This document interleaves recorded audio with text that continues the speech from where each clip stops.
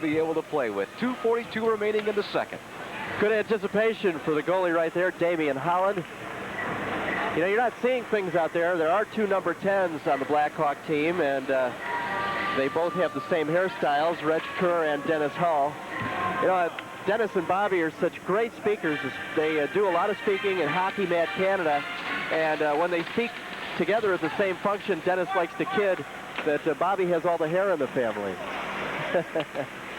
Did he ask him where he bought it? I'm sorry. Bobby takes that all in good stride. And it's good to see him as the Golden Jet again, too. It is. It is. You wouldn't know him otherwise. You wouldn't want to remember him any other way. And they are both just a barrel and another barrel of laughs. There's still more pranks, I believe, planned for this game as Nestorenko takes his second dive onto the ice and Mulvey comes up for the Hawks. Brett Mulvey can't get his shot away, and the Flames come back with Torrey up to Noren. Nestorenko picks it off, looking for a pass in the slot. Can't find one, puts it around to the far side, picked up there by Mullins. Mullins, no pass in the slot. And Alexander has it for the Flames, being checked by Mulvey. Mulvey wins it, backhand, blocked off. And the Flames come back the other way, 2-on-1 to Noren. Noren, shot, saved by Bannerman, and it comes to the near side. Mulvey being checked by two Flames there. Alexander and Torrey, and Mulvey wins the battle.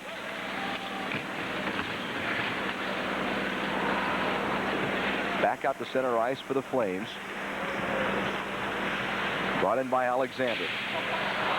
Around to the far side, backhand, inside. Lost control. Noren with a shot. He didn't get all of it, and Bannerman wisely covers up. And throws it off. The Blackhawks still maintain a 3-2 lead on the UIC Flames. We have 1:09 left to go in the second period of play. And Murray Bannerman severely tested on that last foray by UIC and held his ground pretty well. Cliff Coral and Stan Mikita checking to make sure he's okay. I noticed there's no bottle of water on the back of the net as usual. This could be a Val Belmonte ploy to tire out the goalkeeper. Bannerman on the save off the face-off, and the puck comes to the near side. Flames still controlling. 1 minute remaining in the period. Reese now for the Flames. Backhander, and a goal. As Bannerman thought he had it right in front of his pads. That's for one of the sneakiest shots in hockey. That quick backhander, and Trent Reese, two Blackhawks blocking his way, but he evaded Mikita. Curl was coming in, and Reese just flipped it between the pads of Murray Bannerman. Bannerman probably got a piece of it, Gene, but not enough to stop it. And we're tied at 3-all. 54 seconds remaining in the second period. Wolanin now for the Flames.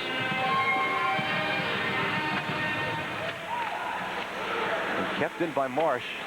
Marsh to Mikita, who had a shot at the top of the slot if he would have regained control of the puck. Up to Reese. Reese has a breakaway. Reese loses control, otherwise he had an open Murray Bannerman. Credit King Kong Korab with the back checking to get the stick on Reese. This is Coral to Marsh. Marsh with a shot saved by Holland. And the Flames were able to clear. 17 seconds remaining. Reese to Smiley. Back into the corner. Reese to Mikita. And with 5 seconds remaining, Stan's just going to hold on to it for the end of the period. Two periods are done here at the UIC Pavilion. We have a 3-3 tie between the UIC Flames and the Blackhawk Alumni. And only 2 goals scored in that period, maintaining the tie. The Blackhawks took a 3-2 lead on a goal by Peter Marsh, assisted beautifully by Stan Mikita. Marsh wrapped it around and put it past Damian Holland.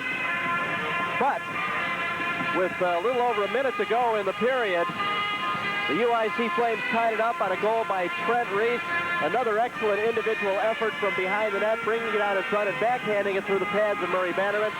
And we stand tied at 3-3, Gene, and certainly this really sets up a very exciting and hotly contested third period. There was also one penalty in the period. That's to Keith Magnuson at 15 minutes of the period for being out of shape. And the penalty shot was missed by Sheldon Gorski. We've got a 3-3 tie, and we had a chance to talk with Eric Nestorenko.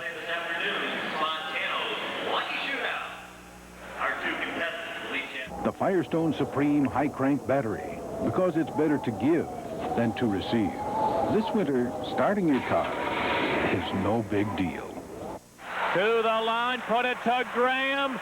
He shoots one. He scores! No time left, but Cedar Hogarth indicates a goal. Ron Hogarth says the Hawks have won the game.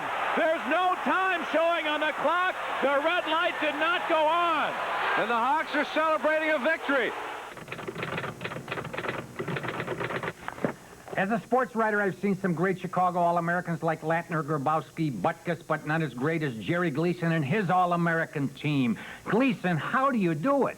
Simple, Gleason. Great cars, great deals, great staff, and great location. You're another Chicago All-American, Gleason. Thank you, Gleason. Thank you, Gleason. Brought to you by Gleason Chevy, Gleason's Golf Mill Ford, and Gleason Dodge Jeep Eagle. In between the second and third periods, we're being joined by Eric Nestorenko, who is familiar to a lot of people for his role in the movie Youngblood. But for many years beforehand, of course, you were an all-star here with the Chicago Blackhawks. Eric, how did you get the part to be in the movies from being a hockey player? My new retirement job is that of a ski instructor, and it's a dirty job. Somebody's got to do it. You're a ski instructor now where? In a place called Vail, Colorado, and I had a writer on that film in my ski class, and he said that they were looking for an ex-pro to help him work on the film, and he connected me with a director, a fellow named Peter Markle, and that's how it all got started. Was it easy coaching actors to try to play hockey? Well, the two actors in the movie were Patrick Swayze and Rob Lowe. And Swayze is an ex-dancer and has had some athletic background, so he was much easier. Lowe wasn't quite so easy, although, albeit that he's a nice young man. We had to work pretty hard to get him to look like a hockey player. He's too good looking, I think. Somebody said Rob Lowe playing hockey is like Cheryl Teague playing linebacker. Of the three roles we're familiar in seeing you with, a hockey player, an actor, a ski instructor, which appeals to Eric Nestorenko the most? Well, I hope to ski the rest of my life. It's keeping me young physically. I meet a lot of interesting people, and it's done in the adult playground that I fool around in is good for the soul, so to speak. It is a little easier on the body. When did you start skiing? When I quit playing, I got a job in Europe as running a hockey team in a place called Lausanne, Switzerland, and flew a couple hours from a ski area, and I just started to do it, and I said, well, what have I been missing all my life? I mean, this is incredible. When you play games for a living, you've got to find something to do after that really gives has the same kind of excitement that games do, and for a lot of guys, even though they're doing well financially, there's a big emotional and mental letdown after playing, and I suffered that until I decided to make skiing a way of life, I'm spoiled for doing a regular job. I don't think I could do it. Well, we'll talk more about coming back to playing hockey in just a moment.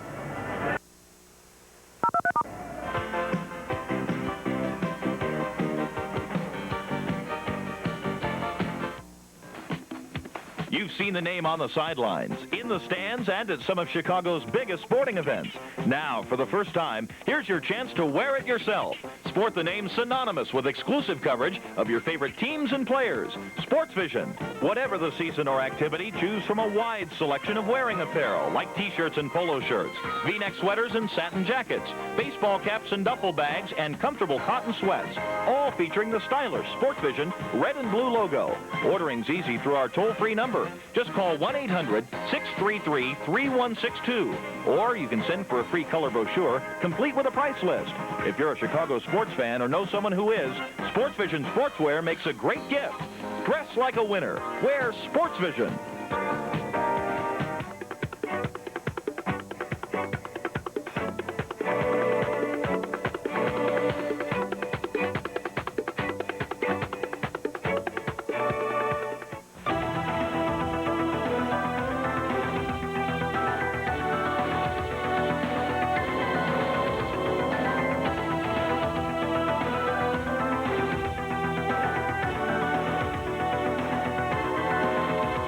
the NHL's best facing the NHL's best in an all-star shootout on ice. The 40th NHL All-Star Game.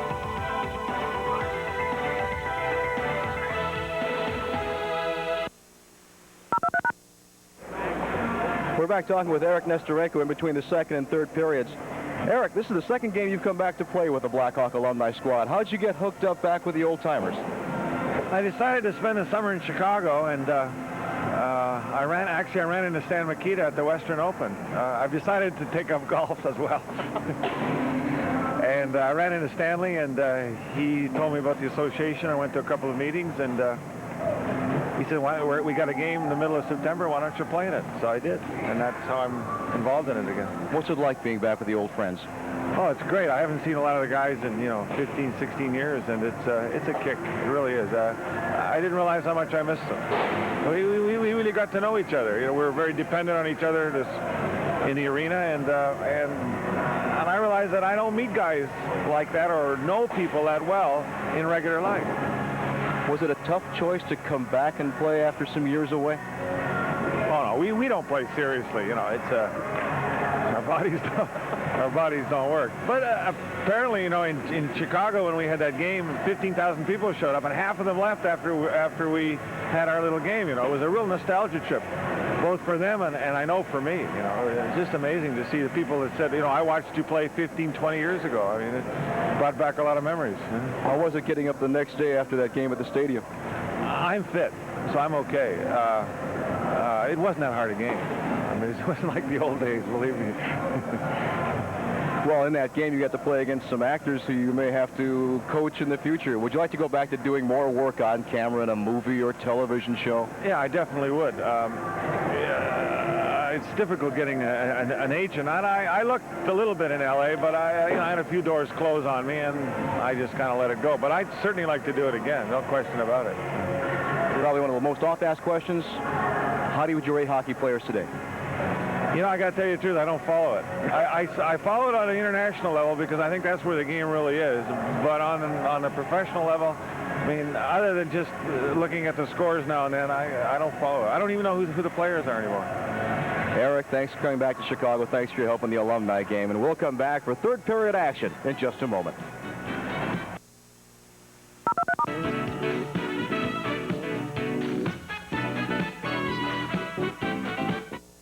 Hi, I'm Bigger Phelps, Notre Dame basketball coach. Join me every week for the Bigger Phelps Show. You'll see highlights of our team, meet the players, people from the Notre Dame family, and view special feature stories. So stay tuned for Notre Dame basketball every week with the Bigger Phelps Show.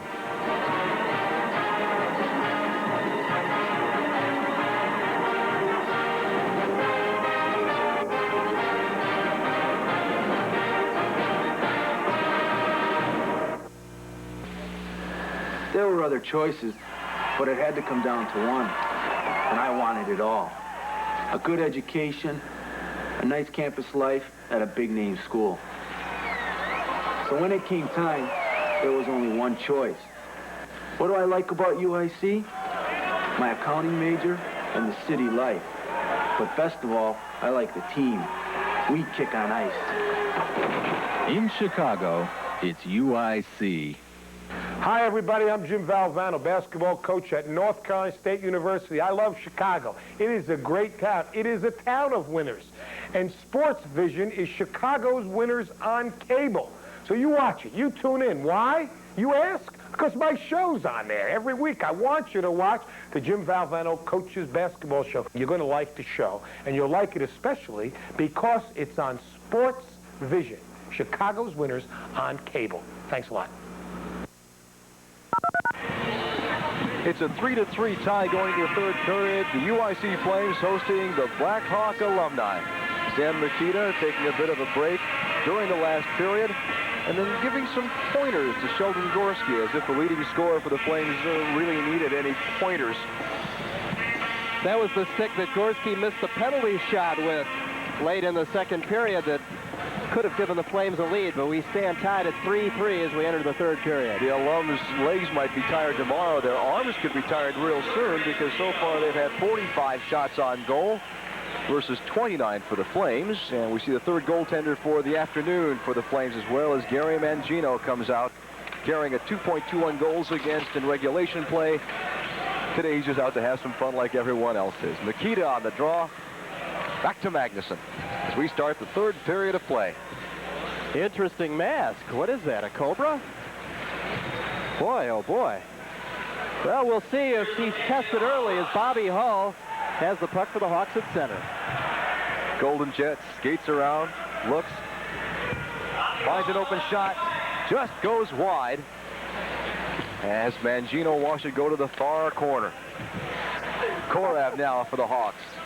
Back to the Jet. I'll bet you Bobby blasts another one. Look at him go. He's due for a fireball.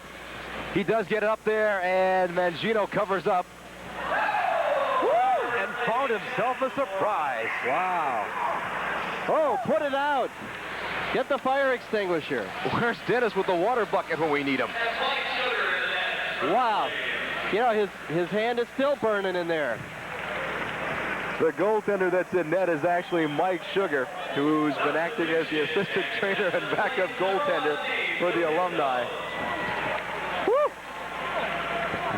And now we have the regular goaltender in net. That's Dave DePinto, back for the UIC Flames. Korab gets a shot that just goes wide of DePinto.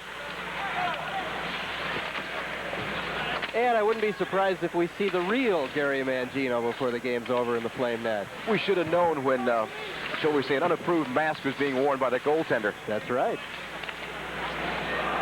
Through the slot, back to Korab. Korab puts it back in the corner, waiting for it there is Cliff Coral. Coral with Marsh.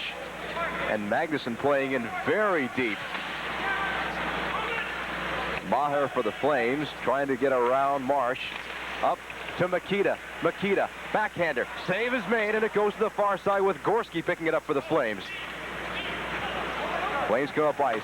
One-on-one. Couldn't control it. Judson lost it for just a second, and Bannerman was able to clear things away. Long shifts for the Alumni as Makita has it at the blue line, has to turn back to avoid the offsides call. Bill White near side to Coral. Hawks making their change. Schneider for the Flames breaks things up to Dunlap on the near side. Back to Melton. Melton. Tremendous friendships that you make over the years that you play, and that's what you. What you're hearing is Chris Manson. The road trips. Who's over on the bench getting ready to come out. With the guys, having a few pops with him, having a few Algonquins, and telling a bunch of lies and hatching over old times. It's just marvelous. You can't buy the fun. Bobby, you want to get back in the game in some capacity? Oh, it'd be nice, and I suppose if you could pick a franchise that you wanted to be with, those that you know have a good attitude towards the game and know how to build a winning franchise.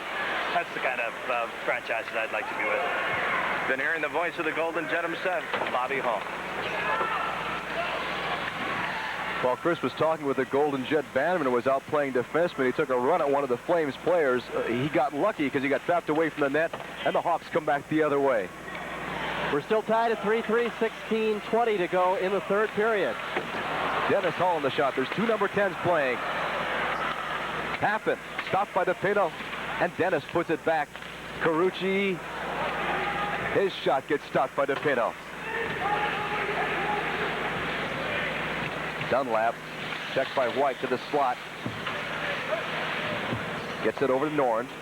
Back to the point for the Flames. Open man is Noren. Noren with a shot and a goal. Another beautiful passing play for UIC. And Daryl Noren gets his second goal of the game. Goal coming about 5.5 minutes into the third period. Play started at the boards, and Daryl Noren hung out right in front. And boy, he is a lone wolf out there. Kit Martin tried to come in, but he was too late. Noren had a great goal there in any kind of game. Had the open opportunity, and Bannerman came out as best he could. He's got some equipment problems right now. We'll see if Mike Sugar comes out to play a real session in the nets instead of having the flaming glove that he had the last time we saw him. 4-3. Flames have the lead against the Blackhawk Alumni. 15:09 left to go now in the third period. This game is being played for the benefit of a number of organizations through the good graces of the Blackhawk Alumni Club and, of course, the folks here at UIC. Some of the beneficiaries are the Illinois Rehabilitation Center, for physically handicapped young people, local amateur hockey, the Blackhawk Alumni High School Scholarship Fund, the UIC Athletic Scholarship Fund, and the Chicago Sun-Times Charity Trust. So not only is it fun for the fans, but they're doing a good turn for a number of organizations. This is Randy Zolnick now on the ice for the Flames. Alexander fighting for it into the slot and all the way through. Picked up there by Marquardt, and he puts it back in the corner. Zolnick was digging in the crease, trying to tip that cross-crease pass from Noren, but he was hounded a little too much and went past him. And Grant Mulvey gets hounded in the corner, too, as the Hawks come back out with Kerr. To the jet. He shoots.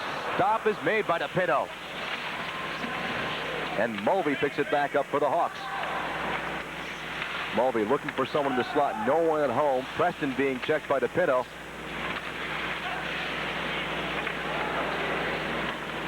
And the Flames are able to clear it down the length of the ice. No icing call in this game. Bannerman puts it back to Wallen and has to control it himself to try to get it out, as Bobby Hull gives it off to Kerr. Back around, near side. No one home, and so the Flames have a free shot down the ice. If Walter can get some steam up, he does. To Reese. Reese trying to get the pass away, and is broken up by Korab. Preston's having some difficulty getting off the ice. No extra men on the ice for this game. They might get away with 6. Breakaway for Reese. Reese in on Bannerman. He scores!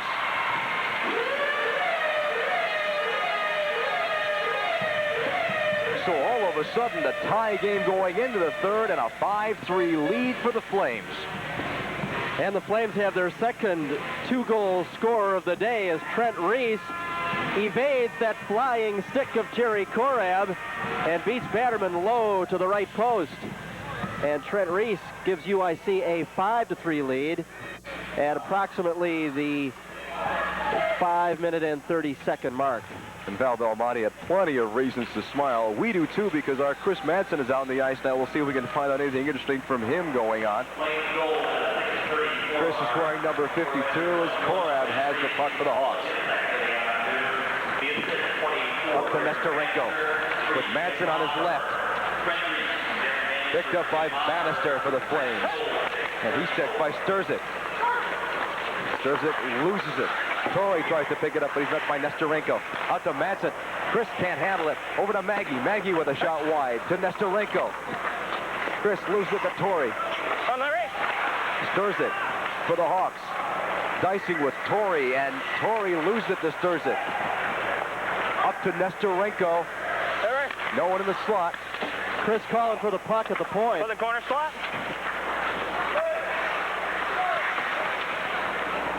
Far side to the near point now. To the near side, rather. Picked up by Bannister. Up to Torrey. Right to the skates of Magnuson, and Sturzik has it for the Alums. Sturzik cross into the corner. No one in the slot. Chris couldn't get there, so now he's got to double back the other way. As the Flames try to come in on Bannerman. He sticks it back to safety, and Nestorenko comes back for the Alumni. Madsen's shift is over. Nestorenko's might just be starting. Tries to feed Makita, and Makita's shot is blocked off. Bill White playing in deep for the Hawks. Loses it to Schneider. Now Marsh has it for the Hawks. Marsh in the corner, met by Walter. Has the puck. He was trying to feed Bill White. And instead, Torrey, another breakaway for the Flames, and on Bannerman, backhander, and a save by Murray. And he covers up as Rick Judson, I believe, had the breakaway. Rick had a bouncing puck on his stick, and I don't know if he really wanted to go to the backhand on that one. See it flip, and Rick ended up very deep. It slid off his stick. He just had to take a little backhander, and Murray Bannerman followed him deke for deke and had the pads flattened on the ice for the stop. Out in front, Bannerman looking for the puck. It comes to the near side. Morris trying to clear it to safety, but it's held in by the Flames. Nikita finds it at his feet and helps to begin the charge out to Marsh. Marsh trying to get ahead of steam up, but he still gets beat by Wolanin. And Bear has to try to get it across the blue line for the Flames. Gorski chasing it down there for the Flames. Has it. Back to Beyer. Takes the pass inside to Gorski. Gorski, shot save. Bannerman has it in front, and he covers up. Murray's had two good close tests in a row and come up with the play, so 9:41 remaining. The Flames still lead 5-3. You have to appreciate the little nuances of these pros. Murray Bannerman staying on his feet as long as he could, but when he had to leave his feet, he remembered to get as much of the pad flat on the ice as possible. And that is the only way he was going to make a save like that. So that's been ingrained in Murray for probably the 20-25 years he played hockey, from those ponds in Canada on up to the NHL. And, you know, you don't forget little lessons like that. Bannerman just gets credit for another save as Pitt Martin comes across the blue line. Trying to feed Hull. And DePinto clears it away to safety. Just under 9 minutes remaining in the third period as the Flames lead the Blackhawk Alumni 5-3. Pitt Martin steals the puck. Backhands it for Hull, but Hull can't keep it in the zone. And the Flames will try to regroup on the near side. Oh, Kurt Cabot took a big hit from Dennis Hull. Cabot wasn't expecting that. He didn't expect that from Grant Mulvey either. These alumni have a lot of pride, and they're losing right now, but you can bet that they're not going to let themselves get just totally pushed out of this game. Dennis Hull with a slap shot. DePinto with the save. Sets it up for Magsamen for the Flames. Magsamen leaves it for Dunlap. Dunlap along the near side. Has Melton on the left. Tries to take it himself. And Mulvey picks the pocket. Mulvey to Pappen to Hull. Back to Pappen. Tried to loop. Couldn't find it. Might have been a decoy. Shot by Martin and a save by DePinto. Still in front and a shot to score by Karucci. How about that? What a thrill for him. Mike Karucci, who does some work for the Blackhawks now, and has worked for the Hawks for many years at Gunzo's to be able to help supply the Blackhawks, gets himself the fourth goal. The last couple minutes, the Blackhawks have started to do some of the little things that might not be immediately evident, but the stick checking, the interference on defense going back, and there in front of the net, they created a lot of traffic in front of Dave DePinto, and the Blackhawks are on the verge of getting back into this one at 5-4. See if Bobby Hull is going to finally wind up with a good hard shot for DePinto. He's on the ice now as the Flames control their own zone.